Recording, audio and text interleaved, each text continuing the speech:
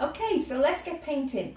Now, I've left a bit of a gap between the last video and this one, and so my paints have dried, and I thought, well, okay, it's a great opportunity for me to explain don't waste your paint, because paints for watercolours you can use all the time. They're like having the pan once they're dried. So all I do is I use a little bit of spray, and I spray on the paint, and I even spray on the bit of mix that I've got in there. So it gets it all nice and wet again for me. So all I have to do is just do what we've done before. Oh, that's quite wet anyway. Is mix them up again. Make sure I've got the right colours. That needs a bit more in it. Bit more of the red.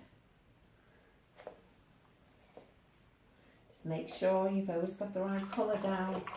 Don't forget about your 50%. It dries 50% later.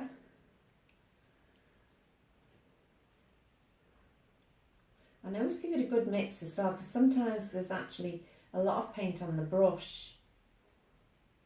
So, there we go. Now, we're going to start painting. Here we go. I'm putting my mop brush into my clean water, and I'm putting some paint, some water should I say, onto my piece of paper. I'm not filling the whole of the paper because I want you to see the fact that where you put the paint will only be where the water is. The paint will not move about too much anywhere else. So you have got a lot of control over watercolours, even though people say you haven't. So have a look at this. I'm going to put the blue in. Now look at the way I'm holding my brush. I'm trying to get as much paint as I can get onto my brush. Giving it a good old mix about, and I'm looking for the wet bits. And I'm just dropping it in. I'm hardly touching the paper. Hardly touching this at all. Make sure I give it a good clean out. Give it a little bang to clear the water off. And let's go on to the red. And let's put the red on. Put it where the water is on your paper. Sometimes it's difficult to see it.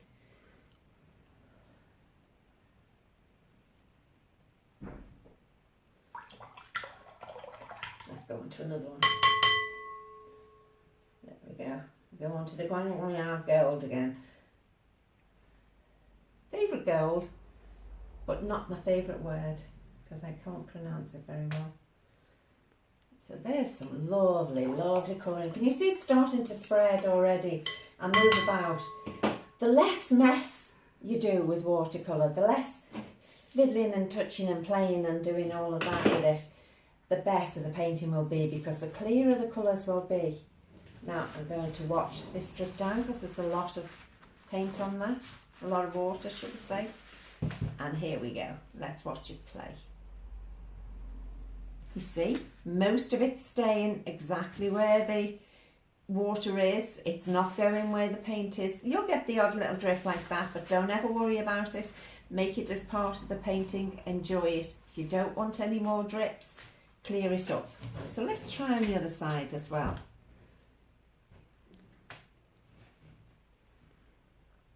Keep it going, and you can see the yellow and the blue are mixing now, and we're getting a green. The reds and the blues are mixing, we're getting a lovely purple there, and there's an orange coming in. So that's just 3 colours, and look at all the colours we've got from that. Beautiful, isn't it? If we let that dry, don't dry it with a hairdryer.